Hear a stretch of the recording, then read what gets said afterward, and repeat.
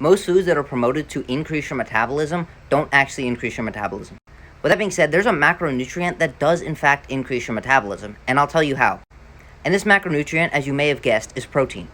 There are two very important mechanisms that protein increases your metabolism. The first is when we actually eat the protein. Protein has the highest thermic effect of food, which means it takes the most calories to digest protein. So for every 100 calories of protein that you eat, you actually burn approximately 20 to 25 calories just digesting it. Which means if you eat 100 calories of protein, you may only yield 70 calories.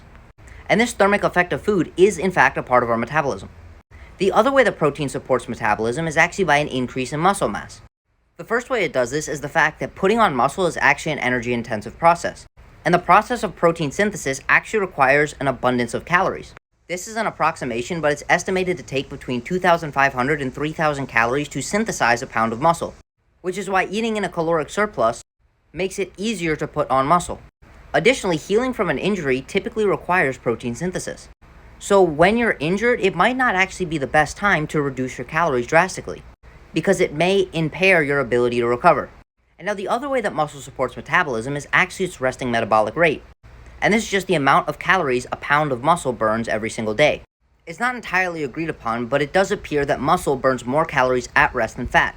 So if you lost 10 pounds of fat and gained 10 pounds of muscle, you may slightly increase your metabolic rate.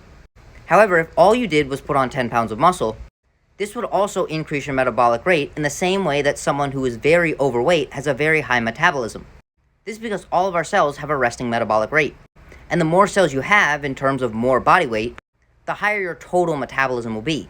But it does appear that someone that is at 300 pounds at 10% body fat will burn more calories than someone who is at 300 pounds at 50% body fat. And this is because muscle has a higher metabolic rate than fat tissue. And if you want to learn a little bit more about how to achieve this, then send me a DM or comment below to sign up for coaching.